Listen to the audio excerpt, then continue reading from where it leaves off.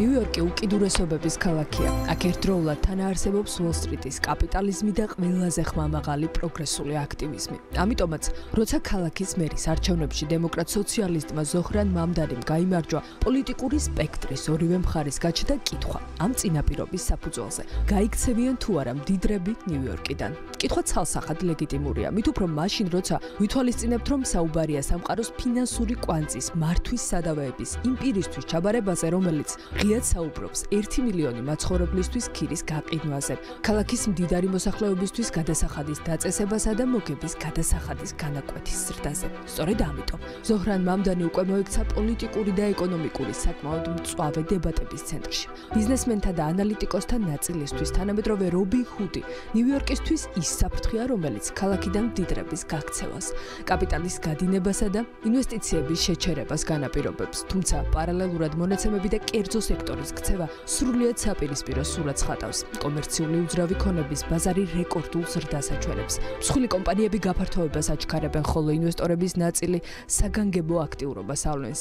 ეს მოცემულობა დაადასტურეს CNBC-ის Delivering Alpha კონფერენციაზე ორი ყველაზე გავლენიანი კომერციული უძრავი ქონების კომპანიების RXR-ის აღმასრულებელმა დირექტორმა სკოტ რეკლერმა და რუდინ მენეჯმენტის ხელმძღვანელმა ბილ რუდინმა.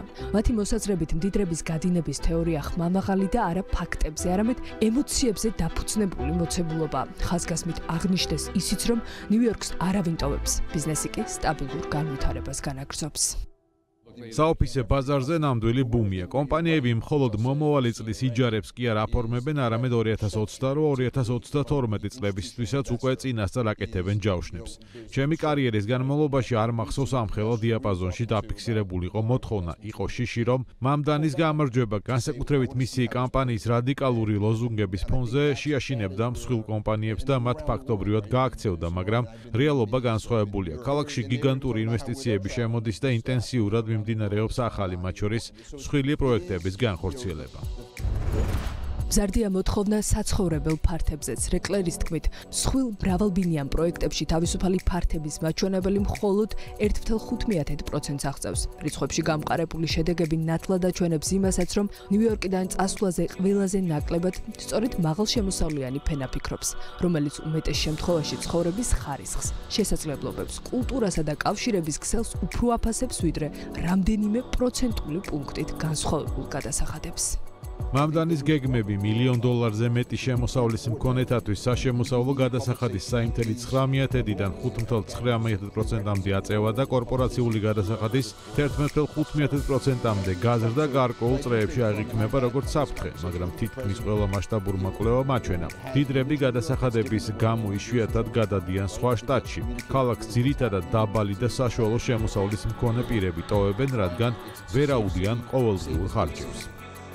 თუმცა ცხადია, ეს არ გამორიცხავს ინვესტორების სიფრთხილეს, განსაკუთრებით უცხოელი ინსტიტუციური ინვესტორების, რადგან ისინი პოლიტიკურ სიგნალებს ზედმეტად მკვეთრად აღიქვამენ. საკმარისია ქირის გაყიდვა ამოიკითხოს საერთაშორისო პრესაში, რომ ამერიკის გარეთ იქნება განგაში, მოტივით თითქოს მათი ინვესტიციები დაცული არ არის. თუმცა ექსპერტების მოსაზრებით, ეს შიში უფრო პერსეფციის ნაწილია, ვიდრე რეალური ეკონომიკური ტრენდი. ადგილობრივი ბაზარი, რომელიც ეკონომიკის რეალურ ტემპს განსაზღვრავს, არათუ ნელდება, პირიქით აჩქარებულია.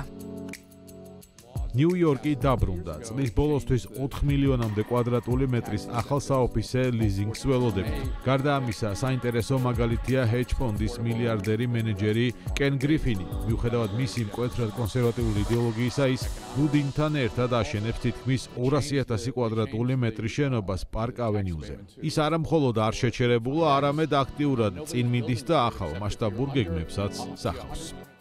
ექსპერტების მოსაზრებას, რომ დავეყრდნოთ და პარალელურად დაგეგმულ პროექტებს გადავხედოთ, ნახავთ, რომ ცნობა ნიუ-იორკის ეკონომიკური გარდაცვალების შესახებ ნამდვილად გადაჭარბებულია. ჯერჯერობით მდიდრების მასობრივი გადინება ქალაქიდან უფრო პოლიტიკური მითია, ვიდრე რეალური ეკონომიკური პროგნოზი. დიდი ვაშლი ყოველდღიურად ამტკიცებს, რომ მისი მაგნიტური ძალა ბევრად აღემატება გადასახადების დინამიკას.